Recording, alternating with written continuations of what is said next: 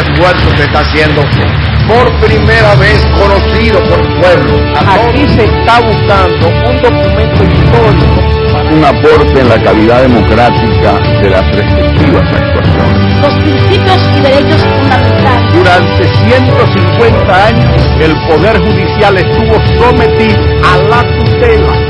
¿Por qué no puede ser el contrario? Pero vemos que ya los miembros del Ministerio Público en esta propuesta de la Constitución actual no poseen la nacionalidad. Todas las personas tienen derecho a obtener la tutela judicial. Estamos en este proceso porque entendemos que es una oportunidad que se nos ha dado. No son los mismos actores los que están legitimados para actuar. Una constitución que nos sirva para fomentar la igualdad, la equidad, la solidaridad. Muy buenas noches, señoras y señores. Desde el Salón de Actos de la Universidad Iberoamericana, UNIBE, le damos inicio al tercer foro por la reforma constitucional Mesa del Diálogo, que es una iniciativa del señor presidente de la República, el doctor Leonel Fernández, de que todos los dominicanos y dominicanas conozcan el contenido de su propuesta a la reforma constitucional de la República Dominicana, sometida ante el Honorable Congreso Nacional el pasado 18 de septiembre. Inmediatamente vamos a proceder a presentarles a todos ustedes a la mesa presidencial, que está encabezada por Monseñor Agripino Núñez Collado, coordinador del Diálogo Nacional.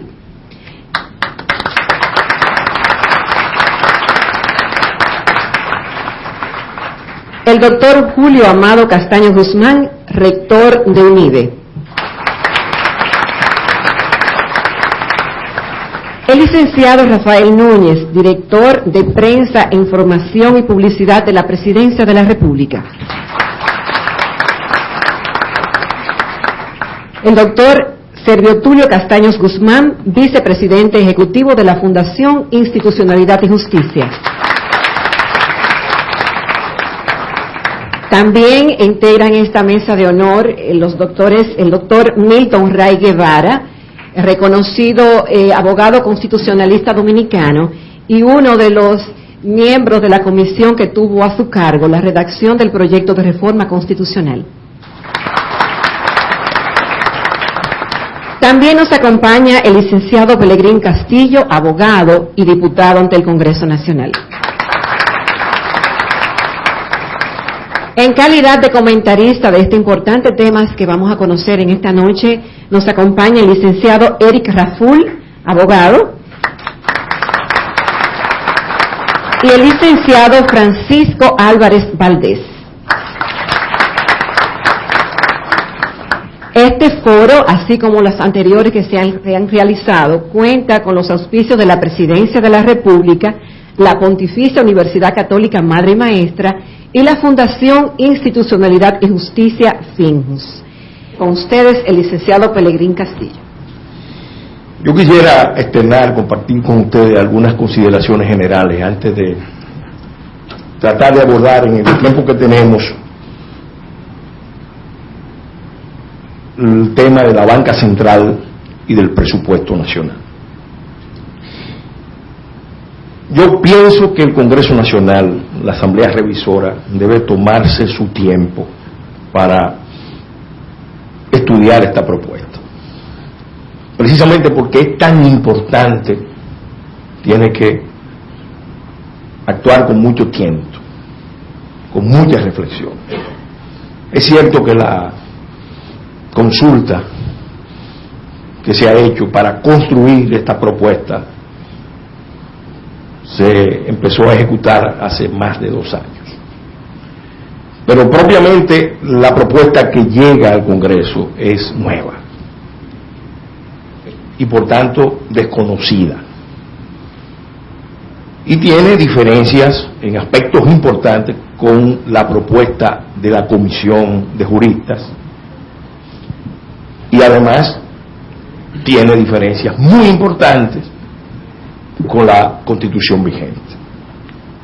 Por eso siempre he entendido que por el calado, por la envergadura de esta reforma, el resultado del trabajo de la Asamblea Revisora debe someterse a un referendo para que ese proceso termine con la mayor legitimidad, la mayor fuerza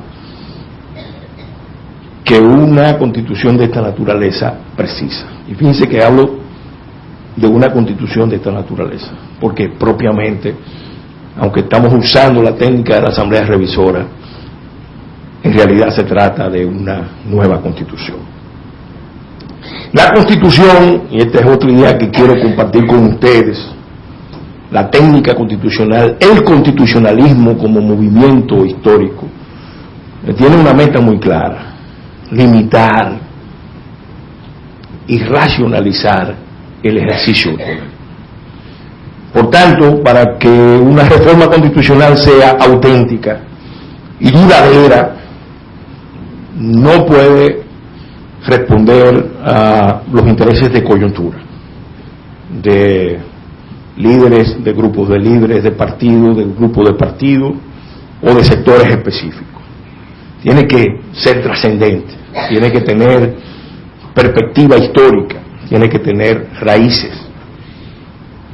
Y algo muy importante que no podemos olvidar es que las constituciones no se hacen pensando en los buenos gobernantes. El gobernante prudente, el gobernante equilibrado, el gobernante sensato, el que sabe oír, no necesita de muchos controles constitucionales. Las constituciones hay que concebirlas, y yo creo que fue un ánimo de muchos de los que trabajamos en la Comisión de Reforma, para el peor gobernante o para las situaciones críticas, porque ahí es precisamente cuando se necesitan las instituciones, crear marcos institucionales que eviten los desafueros, los desquiciamientos, los excesos de los que están en mando, desde los presidentes hasta los ministros y los cuerpos de funcionarios. Y también la reforma constitucional hay que abordarla con una conciencia muy clara, porque la historia tiene lecciones muy evidentes. El mejor gobernante, el mejor equipo gobernante, tiende a dañarse cuando hace un ejercicio concentrado o sin control del poder, de sus funciones, de sus prerrogativas, o cuando lo hace por demasiado tiempo. Dicho esto, quiero también compartir una idea que entiendo muy necesaria. En la poesía todos vamos a estar de acuerdo, nos vamos a regocijar. Y con esto quiero decir que en las constituciones hay una parte que es sustancial, porque es la que fija las metas, los ideales, las aspiraciones más profundas de los pueblos. Y ahí no hay grandes diferencias, todo el mundo está de acuerdo con los derechos de la última generación. Pero la verdad es que la médula de la reforma constitucional es la distribución del poder, la creación de los mecanismos institucionales para el ejercicio racional y controlado de la autoridad, del poder de los que están en el Estado. La capacidad de crear sistemas de pesos, de contrapesos, y no solamente a nivel de los funcionarios, en el plano de los funcionarios de autoridad, sino también de la propia sociedad, de los grupos organizados, de las comunidades. Transferirle poder a muchos sectores para que ese proceso de empoderamiento desarrolle una dinámica de desarrollo y de crecimiento, porque tan importante es que el pueblo confíe en sus dirigentes como que los dirigentes confíen en el pueblo, en los ciudadanos. Dicho esto, yo quiero hablar de la banca central, en primer término. Tradicionalmente, este es un órgano que en nuestra Constitución ha tenido y estoy pensando en la Constitución del 66, que es la vigente, ha tenido una opacidad, aparecen las disposiciones generales al final de la Constitución. Sin embargo, es un centro de poder real enorme. A veces ha llegado a tener tanto poder como el Congreso, o más que el Congreso, que tiene muy poco. Eso hay que decirlo con claridad. Esa realidad tiene que ver mucho con el hecho de que la banca central ha tenido muchos vínculos con los poderes fácticos, con los grandes grupos de interés, y también con los poderes foráneos, porque tiene la comunicación, es la interlocutora fundamental con los organismos internacionales y con la inversión extranjera. Y además se desenvuelve en un ambiente medio esotérico, medio misterioso, un ambiente realmente muy propio de las tecnoestructuras. Por tanto, con muy poca, para no hablar con ninguna responsabilidad política. Entonces, dicho esto, yo quiero expresar algunos de los acuerdos y de las reservas que tengo con la propuesta que se ha formulado. Yo creo que hay acuerdo de que el tema de la autonomía de la banca central es sumamente importante, porque tenemos que evitar que los gobiernos se apoderen de la banca central, de la gobernación, de la Junta Monetaria y produzcan estropicios, desórdenes fiscales, monetarios, que le cuestan mucho a los pueblos. Pero hay que hacer un esfuerzo, y ese fue un tema de discusión en la comisión, por tratar de crear una banca central que no solamente sea independiente frente al gobierno, sino que sea también independiente frente a grupos de interés, o algo todavía mucho más importante, frente a las agencias internacionales. Esto en la medida de lo posible, vamos a ser realistas, vamos a ser sensatos en este punto. Aspectos importantes sobre este particular, sobre la meta de asegurar la autonomía de la banca central, estamos hablando de la profesionalización de sus miembros. Yo creo que es un paso importante. Tiene sus riesgos, pero el hecho de que sean de dedicación exclusiva, sin lugar a dudas que es un paso importantísimo. Por otro lado, la inamovilidad que se consagra es una inamovilidad muy, muy amplia. Solo quiero destacar que la inamovilidad se está fijando para un periodo de 6 años. Y la verdad que si va a ser un periodo de 6 años, necesariamente, ahí estoy en desacuerdo con la propuesta, que no fue precisamente la que acordó la comisión de juristas, estoy en desacuerdo con la idea de que no tengan ratificación congresional.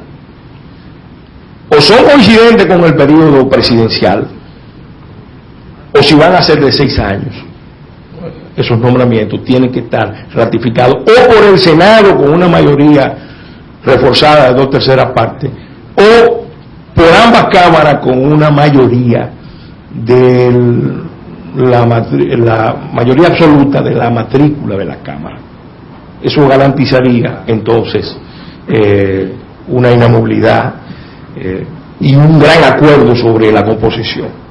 Entonces quiero referirme a un aspecto que también es medular, el tema de la misión de la Junta Monetaria y de la Banca Central. En la mayoría de las constituciones, por las experiencias amargas, acerbas que han tenido muchos pueblos, se ha consagrado que la meta principal es la estabilidad de precios. Y aquí también hemos señalado, y en otras constituciones, la obligación de velar por la sanidad del sistema financiero. Y eso es importante y es válido.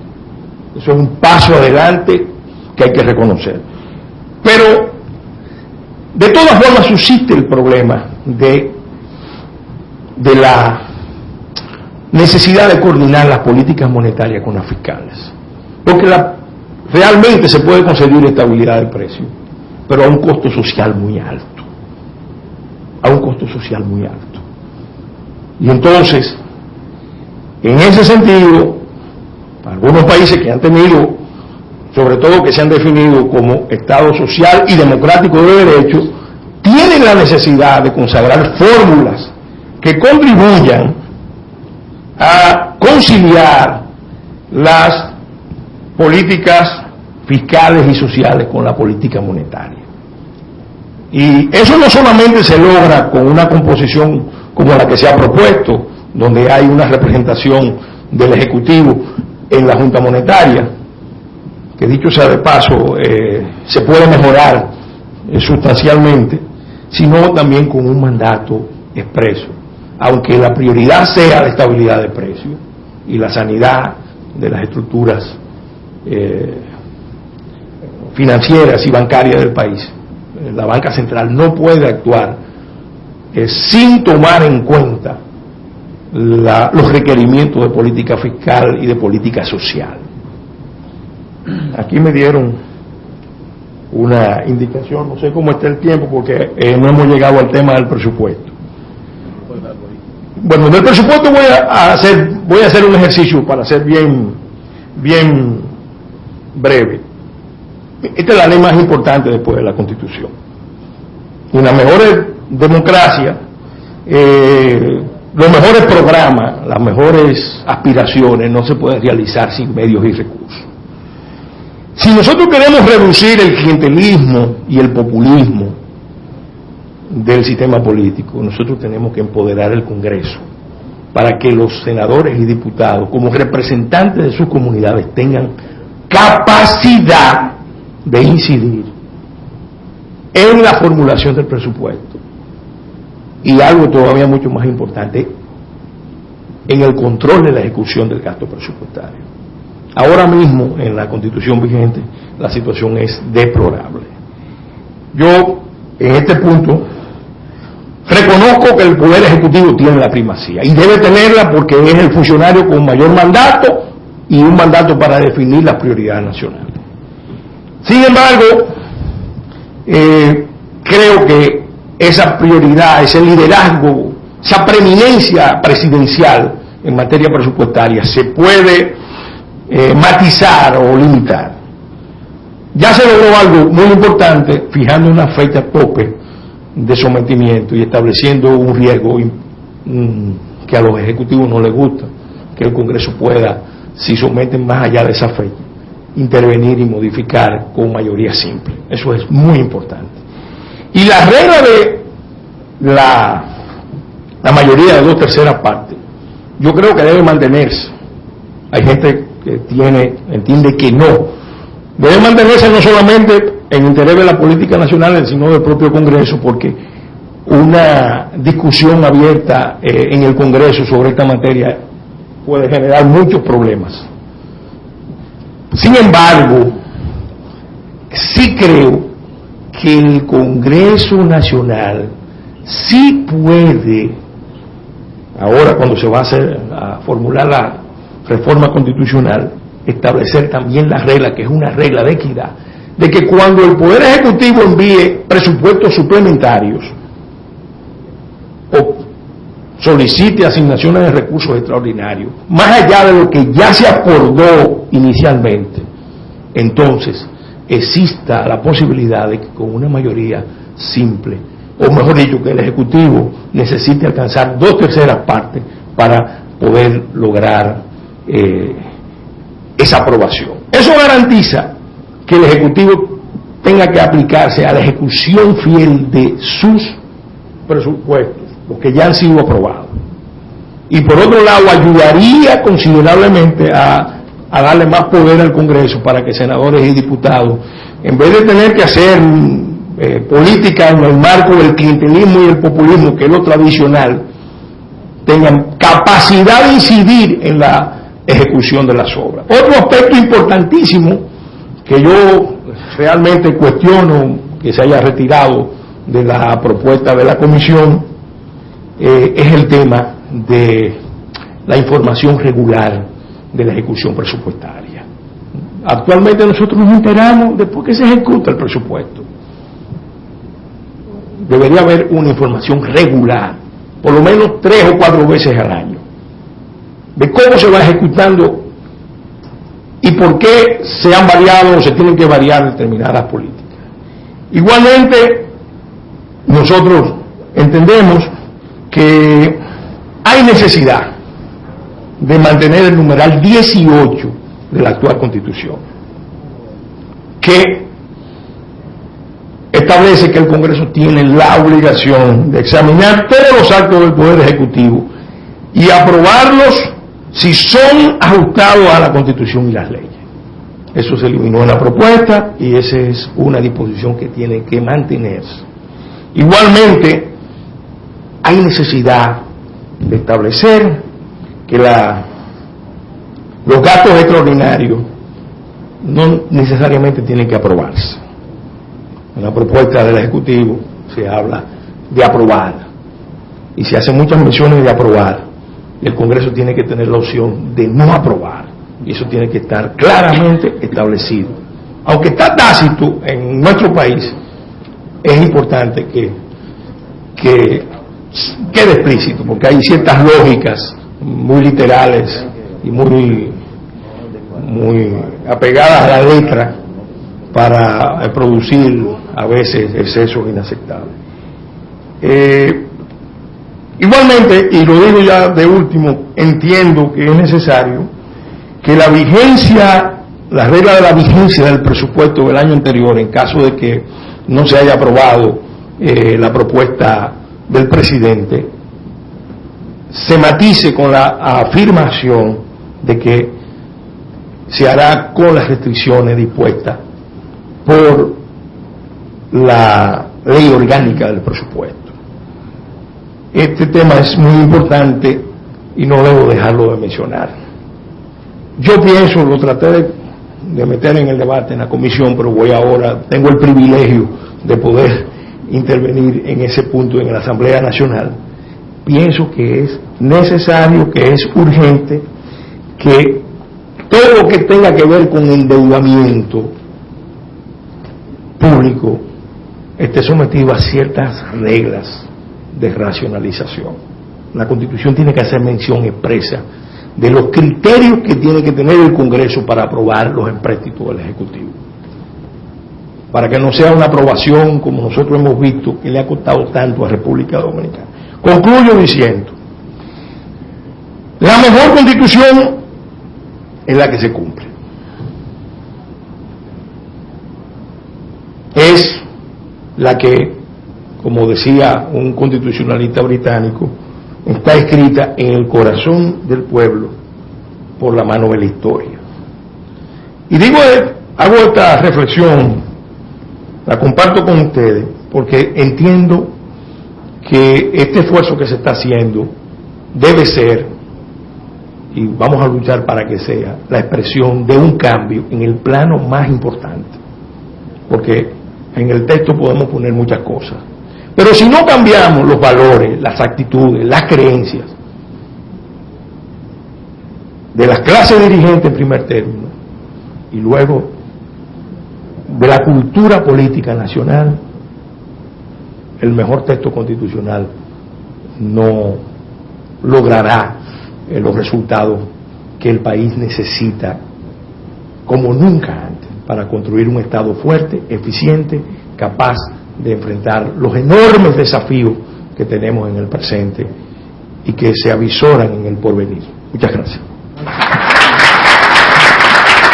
Vamos a dar la bienvenida aquí al podio al licenciado Eric Raful, quien nos va a comentar sobre el tema que estamos abordando esta noche en el tercer foro de la reforma constitucional, mesa del diálogo.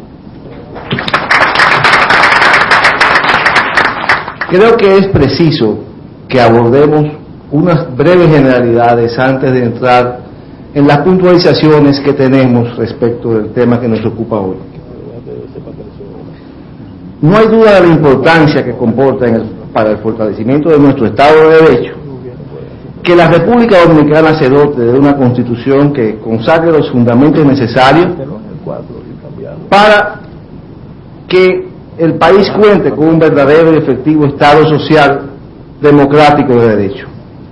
Más aún si ello está precedido de una toma de conciencia que se ha venido verificando de manera general en nuestra sociedad y particularmente en la cultura jurídica contemporánea, fruto sin duda de la homogeneización normativa que se deriva de la adopción de los lineamientos internacionales, o sea, los lineamientos que derivan del derecho internacional, de los derechos humanos, de la integración económica regional y de la creciente madurez de la sociedad.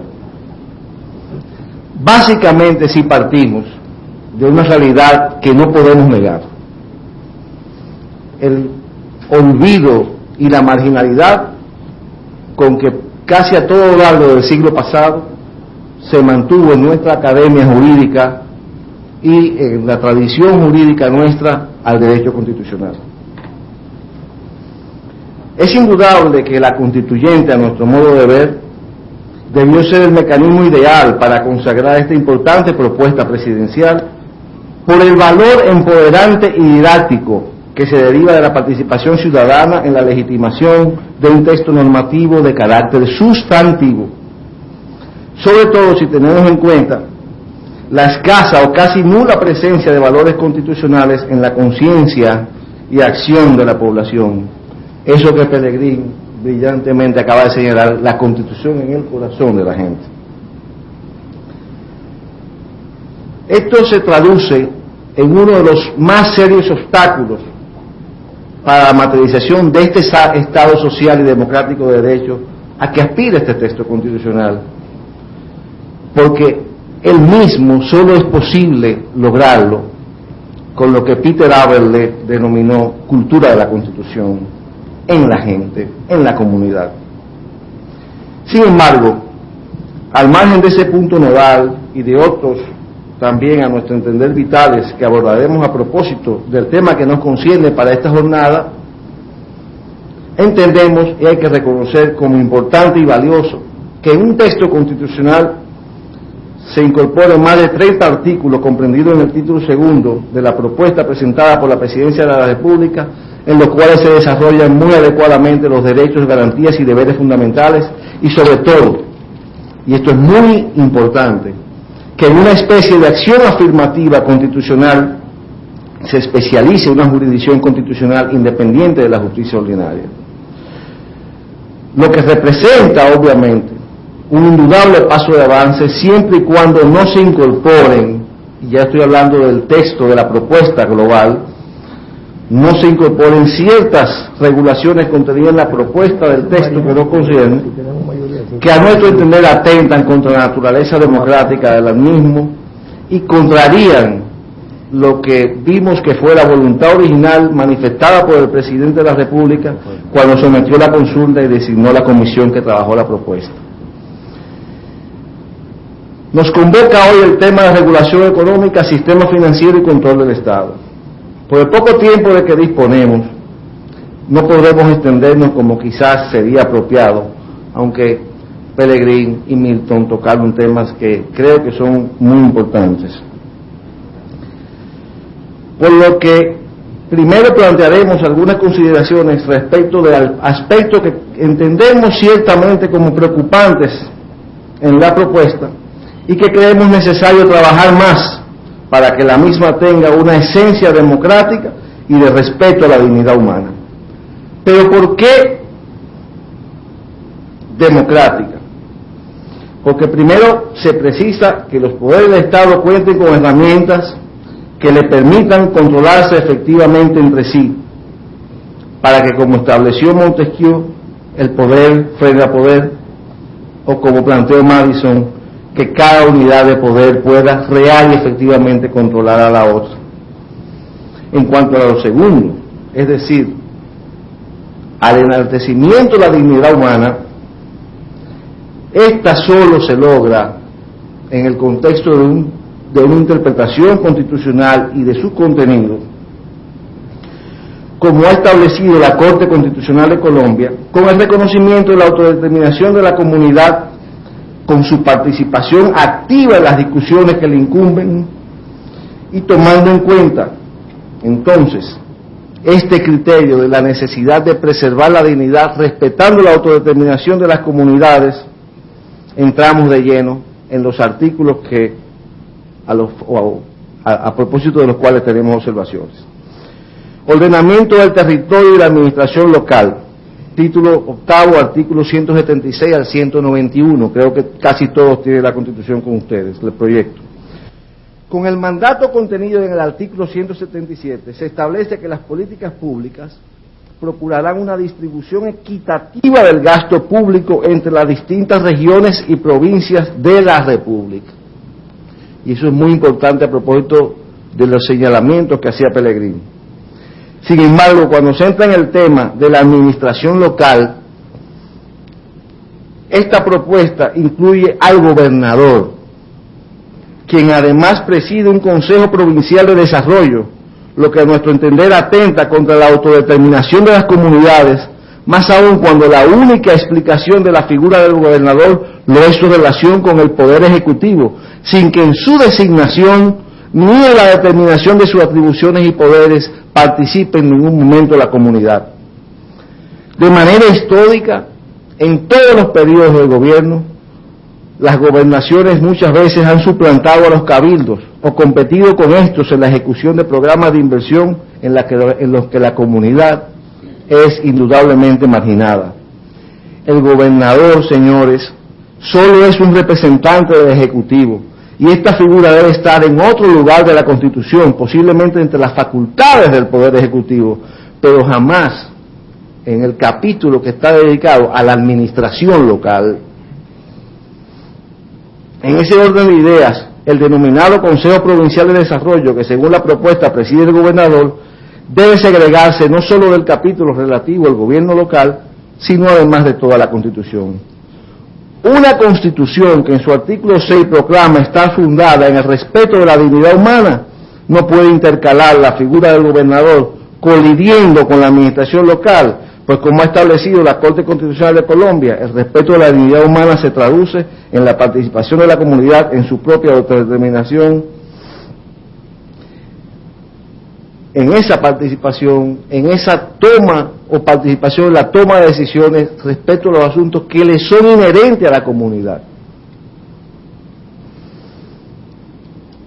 Respecto, y eso solamente se puede lograr a través de los gobiernos municipales.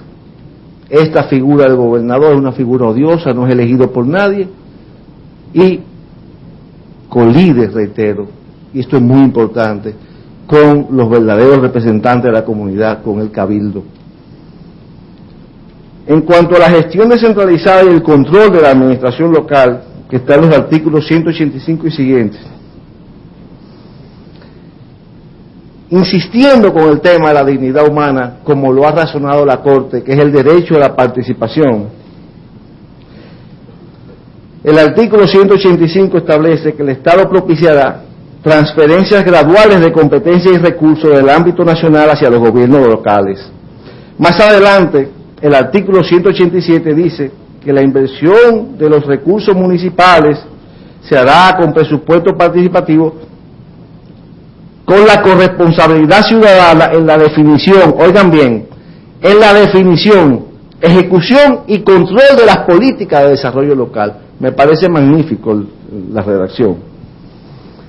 Uno de los retos fundamentales del constitucionalismo desde finales del siglo pasado hasta nuestros días ha sido lograr que los textos constitucionales pasen de establecer competencias, separar poderes o simplemente enunciar derechos aéreos, a construir textos fundamentales con altos niveles de normas materiales o sustantivas que condicionen la actuación del Estado por medio de la ordenación de ciertos fines y objetivos, como ha establecido Miguel Carbonell en un ensayo sobre el neoconstitucionalismo.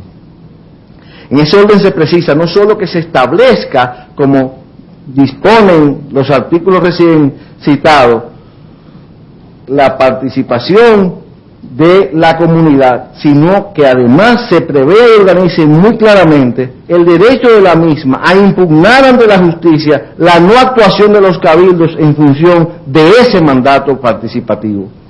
Como ha establecido Ferrajoli, los derechos no son tales y están desprovistos de garantía. En efecto, la facultad de la comunidad de impugnación debe estar bien clara. Hay una cantidad inmensa de jurisprudencia, por ejemplo, de Colombia, y que también en Brasil y España, donde la comunidad controla al municipio, que se ha determinado que tal porcentaje del gasto que tiene destinado lo dedica a empleomanía, a botella, no lo dedica a obra de desarrollo, se pueden impugnar, declarar nulo esos procesos y hasta producir sometimientos judiciales. De cientos de jurisprudencia de síndicos o alcaldes sometidos.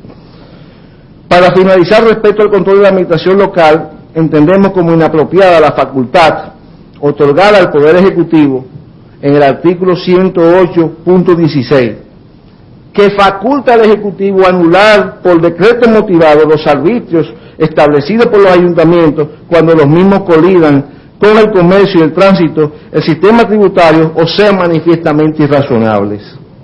Señores, en un Estado que respete la separación del derecho, el Poder Ejecutivo, por definición, no puede ser el juez que evalúe la razonabilidad de un arbitrio, aunque sí puede pedir al Tribunal Contencioso que anule o suspenda los mismos, pero actuando como parte. Se trata de una injerencia inaceptable del Poder Central en el municipal. Me quedan 2 minutos nada más. Régimen económico y financiero. Entendemos valioso el contenido de los principios rectores delineados en el régimen económico y financiero y en el establecimiento de los criterios o perfil profesional de los eventuales integrantes de la Junta Monetaria. Pellegrín dio unas ideas magníficas de temas que tienen que discutirse al respecto. Ahora bien, consideramos que la integración de la Junta Monetaria debe incluir diversos actores de la sociedad, sobre todo sectores productivos de pequeña y mediana empresa y del comercio, además de los trabajadores. Pensemos en el momento que estamos viviendo, en la importancia de la participación, sobre todo de sectores que tengan que ver con la economía real en el diseño de políticas. El artículo 108 define al gobernador del Banco Central como un director de la política monetaria, y entendemos que no. El gobernador del Banco Central debe ser un ejecutor de la política que de manera participativa se genera una Junta Monetaria diversa. Es el ejecutor de lo que manda la Junta Monetaria. El artículo 215 del proyecto presentado por el Ejecutivo le atribuye al mismo, sin condiciones, la facultad de confección del presupuesto, que es un tema que Pellegrín trató. Entendemos en ese sentido que la elaboración del presupuesto de la Nación debe ser realizada en estricto apego a los principios constitucionales de razonabilidad y a los mandatos de descentralización, equidad regional, participación y justicia social. Es clave que los congresistas, representantes de las comunidades más olvidadas, tengan la facultad de controlar al Ejecutivo para que no se siga promoviendo la macrocefalia de inversión solamente en grandes ciudades. El artículo 119, vamos a resumir para concluir, le da al Congreso, cuando genera una discriminación, pues establece que el Congreso no podrá incluir nuevas partidas ni modificar las partidas que figuren en los proyectos o fondos que eroguen fondos de la ley del presupuesto general del Estado sometido por el Ejecutivo, sino con el voto de la 2/3 parte. Pero cuando la propuesta viene del Ejecutivo, del Poder Ejecutivo, el voto es la mitad más 1. ¿Por qué el Congreso tiene que tener una mayoría más difícil de alcanzar para lograr los fines del 19 que cuando proviene la iniciativa del Poder Ejecutivo? Es una discriminación que desdice del control natural que debe tener el Congreso. Entendemos necesario, por otra parte, vincular los comentarios respecto a los artículos 224, 225 y 235 que instituye la concertación social. Creo que el tema de estos consejos que habló Milton y del tema de la concertación social son propios de otros momentos no del momento que estamos viviendo, ni sobre todo del tipo de reforma por la Asamblea Revisora que se está haciendo. Son momentos como el Pacto de la Moncloa, la transición chilena, o momentos de una profunda y participativa reforma constitucional, vía constituyente, lo que deben dar lugar a ese tipo de creación de elementos, de creación de consejos o de política de desarrollo a largo plazo. Por último, para concluir, la Cámara de Cuentas. Creo que la Cámara de Cuentas, el tratamiento que se le da, con el perdón de mi querido y apreciado amigo Milton Ray, en el proyecto de ley, es un retroceso con relación a lo que se estableció en la ley 1004, que creó la Cámara de Cuentas en el año 2004. Se le quita el rol rector de la Cámara de Cuentas respecto de todo el sistema nacional de control y auditoría, sobre todo en el aspecto normativo, y no puede ser que una Contraloría ande por su lado en cuanto a criterios y la Cámara de Cuentas, que debe tener el rol rector, que lo tiene en una ley del año 2004, se le niegue eso ahora en precisamente la Constitución. En resumen, señores, el control en la elaboración y ejecución presupuestaria para que expresen los principios y mandatos de la Constitución, la transferencia del poder de decisión y gobierno del centro a la comunidad, la transformación en la conformación de la Junta Monetaria y el fortalecimiento de las capacidades de control del Congreso a través de la Cámara de Cuentas, de una Cámara de Cuentas desvinculada al Ejecutivo y que, como dijo Peregrín Castillo, como se estableció en la Constitución del 63, provengan las ternas del propio Congreso, de la Cámara de Diputados, constituyen condiciones indispensables para que este proyecto mantenga su carácter democrático originario y no devenga en una entelequia legitimadora del autoritarismo que deriva de todo poder fuerte que no tiene un contrapeso real. Sin embargo, las normas constitucionales y sus derechos, como ha establecido su Gustavo Zagrebelsky, constituyen un conjunto de materiales de construcción, pero el edificio concreto no es la obra de la Constitución en cuanto tal, sino una política constitucional que verse sobre las posibles combinaciones de esos materiales. Se requiere, pues, de una voluntad política y de un empoderamiento permanente de la comunidad, lanzando al olvido la Constitución como un enunciado no vinculante o pedazo de papel y convirtiéndola en un instrumento vivo en la vida cotidiana de la gente. Muchas gracias. Vamos a pedirle al licenciado Francisco Álvarez Valdés que nos acompañe.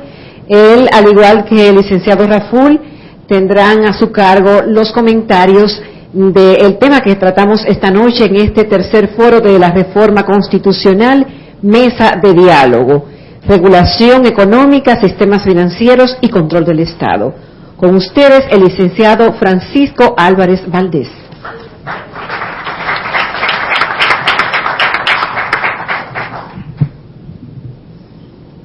Señores miembros de la Mesa de Honor, señoras y señores, muy buenas noches.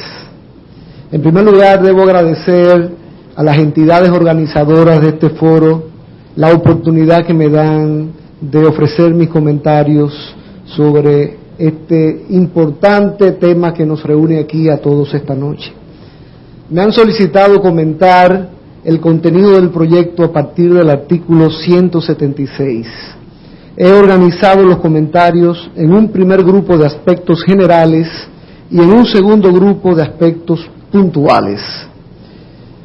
Debo comenzar en los aspectos generales señalando que, y coincido con muchas personas, la reforma que se pretende es tan amplia que algunos han señalado con toda razón que este proceso terminaría dotando al país de una nueva constitución, no de una constitución modificada, sino de un nuevo texto constitucional.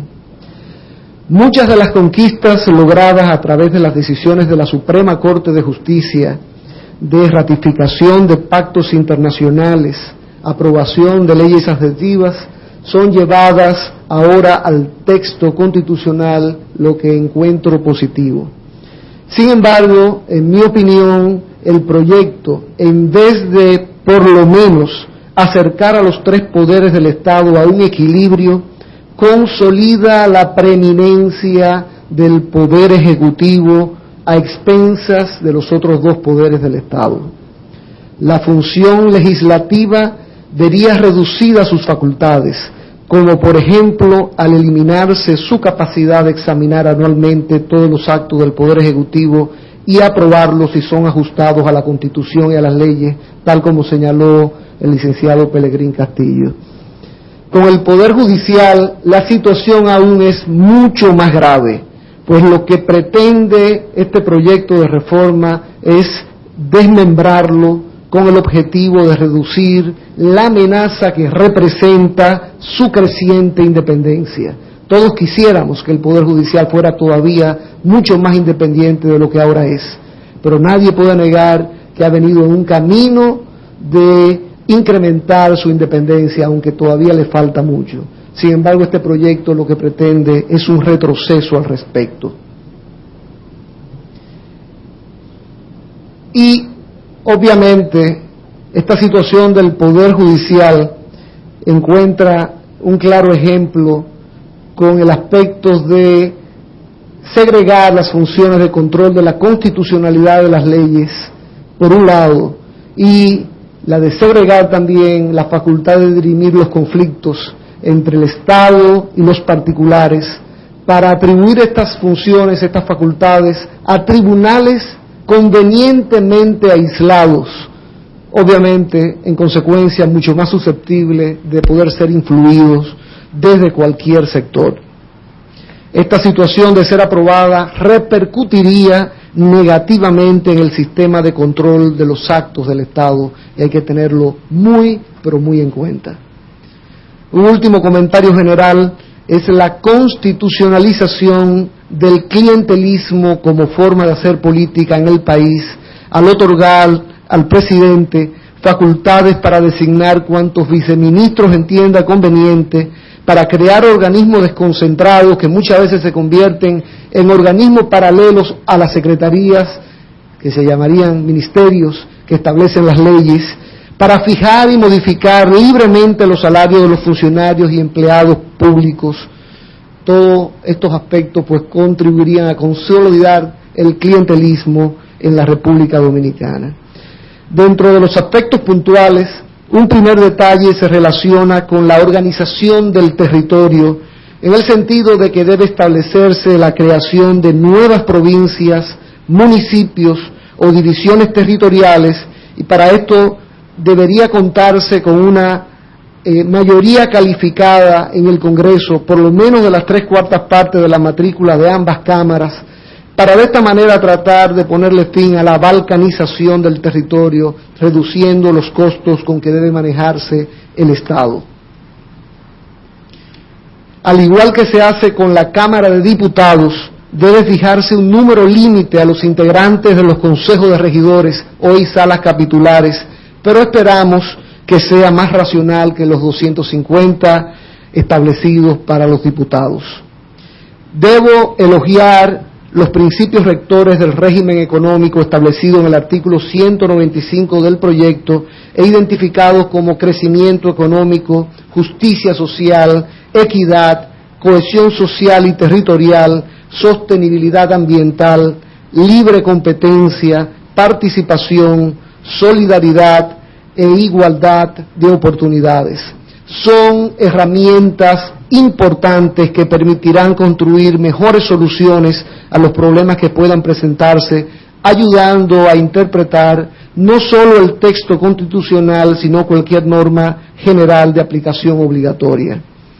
También es positiva la disposición que pretende evitar el conflicto de intereses en el seno de la Junta Monetaria al designar expertos que se dediquen de manera exclusiva. La profesionalización de la Junta Monetaria es importante, como lo es también en los consejos de directores de la banca múltiple. Cuando se discutió el proyecto de ley, ya hoy, Ley Monetaria y Financiera, una de las metas también era llevar la profesionalización a los consejos de directores. No todo el mundo puede estar sentado en la Junta Monetaria ni en los consejos de directores de los bancos en el país. Es interesante la idea que escuché del doctor Milton Ray Guevara en un programa de televisión, en el sentido de que el Senado ratifique las designaciones del gobernador del Banco Central y miembros de la Junta Monetaria por la relevancia de sus funciones. Nuestra Constitución vigente establece de manera precisa la propiedad exclusiva por el tiempo y en la forma que determine la ley de los inventos y descubrimientos, así como las producciones científicas, artísticas y literarias. Esto ha sido así desde la Constitución de 1865, pero el proyecto elimina la garantía de la propiedad exclusiva por el tiempo que determine la ley, lo que no tiene sentido, pues nuestro país de todas formas ha suscrito convenios internacionales que establecen estos derechos a favor del inventor. Debería dársele mayor poder al Congreso. Pelegrín se quejaba de que el Congreso tiene poco poder. Realmente tiene poder y no lo utiliza. Yo entiendo que debería dársele más poder, pero obviamente tienen también que utilizarlo. Y en materia presupuestaria coincido con algunos comentarios y voy más lejos en el sentido de que la aprobación del presupuesto de la Nación debería realizarse con la mayoría absoluta de las cámaras, de la matrícula de las cámaras, y no con una mayoría calificada. Eso se llama empoderar al Congreso en una materia tan importante como esta. La idea de un plan de desarrollo a 10 años es una vieja aspiración de todos los dominicanos y dominicanas. Sin embargo, en el proyecto se establece como una responsabilidad del presidente, quien solo tiene una obligación de consulta al Consejo Económico y Social y a los partidos políticos. Para que esta idea sea efectiva, se requiere que el plan cuente con tanta legitimidad como la que requiere una Constitución. Debería establecerse la participación en igualdad de condiciones de representantes del gobierno central, los gobiernos locales, los partidos políticos y la sociedad civil que se encarguen de alumbrar este plan y remitirlo al Congreso. De lo contrario, sería el plan de un presidente, única y exclusivamente, y sus efectos no trascenderán su mandato. El artículo 226 establece los principios en los que se basa el régimen tributario, pero omite el más importante de todos, el principio de legalidad, lo que obviamente debe ser un error. El artículo 228 omite las tasas entre los tributos que requieren de una ley especial para ser exonerados, reducidos o limitados. Además, debería fijarse que las leyes que exoneren cualquier tipo de tributo deban ser aprobadas por una mayoría de las 2/3 partes de la matrícula de ambas cámaras. Tanto para la Contraloría General de la República como para la Cámara de Cuentas debería agregarse entre sus funciones la de evaluar si los fondos públicos han sido usados en forma racional y eficiente. No basta con saber que un peso que ingresó fue un peso que se gastó. La ley de cámaras de cuentas ya establece los criterios de eficiencia, eficacia, economía y transparencia entre los aspectos que deben ser tomados en cuenta, por lo que la Constitución no puede quedar atrás. La Cámara de Cuentas debería elegirse a mitad del período presidencial para abarcar por lo menos 2 mandatos presidenciales. Además, debe eliminarse la influencia del Ejecutivo en la designación de sus miembros, pues en el proyecto continúa presentando las ternas, lo que debería pasarse a la Cámara de Diputados, como señaló el licenciado Pelegrín Castillo, para evitar lo que ocurre en la actualidad, que a quien estos miembros le deben su designación es al presidente de la República, a quien deben supervisar, y no al Congreso al que deben reportarse. Estoy de acuerdo con que las elecciones dejen de celebrarse el 16 de mayo, para hacerlo el segundo domingo de mayo, pero no comparto la unificación de las elecciones presidenciales con las congresuales y municipales. Es cierto que estamos todos y todas cansados de las campañas electorales, pero la principal responsabilidad por esta situación no es la separación de las elecciones, sino nuestra incompetencia para regular las campañas de manera racional. Ya se nos ha olvidado lo pernicioso que fue en el pasado el inevitable arrastre que se producía cuando muchos síndicos, regidores, senadores y diputados eran elegidos no por sus méritos propios, sino por la influencia que producía el candidato presidencial que acompañaban en las boletas de su partido. Pero algunos de los redactores del proyecto los recordó, pues al establecer en el artículo 237 que en ningún caso podrá coincidir la elección del presidente con la de un plebiscito o referéndum, obviamente está tratando de evitar el arrastre que se produciría unificando las elecciones. Estoy totalmente de acuerdo con eliminar la organización de 3 cabezas que posee actualmente la Junta Central Electoral, suprimiendo el Pleno y estableciendo una Junta como órgano que administre las elecciones y el registro civil. Pero en vez de un Tribunal Superior Electoral, preferiría delegar la solución de las contenciones electorales a uno de los tribunales del Poder Judicial, como el Tribunal Contencioso Administrativo y Tributario, o incluso una de las salas de la Suprema Corte de Justicia. La creación de un fiscal electoral para perseguir las infracciones electorales es también positiva, pero deben crearse las condiciones que garanticen su independencia. Mantener la mayoría absoluta para ganar la presidencia es sumamente costoso para un país pobre, por lo que reducirla a un 40% si se tienen más de 10 puntos de ventaja sobre su más cercano contendiente debería ser suficiente para asegurar lo que este método del balotaje persigue, que es que el elegido cuente con un amplio respaldo popular. No puedo concluir sin 2 comentarios finales sobre los artículos que se encuentran en la parte final del proyecto. El primero tiene que ver con la ausencia de la Asamblea Constituyente. No solo no se establecería para la actual modificación, sino tampoco para las futuras. La reforma de la Constitución que se pretende en la República Dominicana es una reforma integral. De aprobarse la nueva Constitución se parecerá muy poco a la actual. Mayor razón aún para que sea el poder constituyente, es decir, el soberano, el pueblo, el que decida qué aspectos deben reformarse y quiénes deben efectuar la reforma. Finalmente, el último comentario tiene que ver con la ausencia en las disposiciones transitorias de aclaración sobre el tema de la reelección.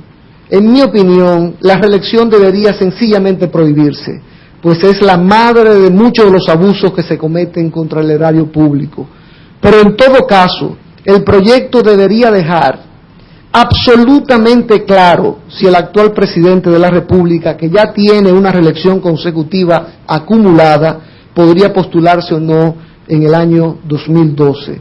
Sería imperdonable que un tema de tanta trascendencia se dejara a la interpretación. Muchísimas gracias.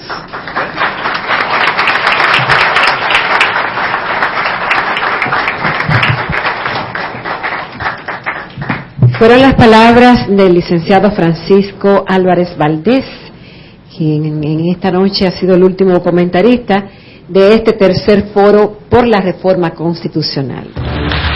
Conozcan de este esfuerzo que está haciendo por primera vez conocido por el pueblo. Aquí se está buscando un documento histórico, un aporte en la calidad democrática de las respectivas actuaciones. Los principios y derechos fundamentales. Durante 150 años el Poder Judicial estuvo sometido a la tutela y al... ¿Por qué no puede ser contrario? Pero vemos que ya los miembros del Ministerio Público en esta propuesta de la controversia actual no poseen la nacionalidad. Todas las personas tienen derecho a obtener la tutela judicial. Estamos en este proceso porque entendemos que es una oportunidad que se nos ha dado. No son los mismos actores los que están legitimados para actuar.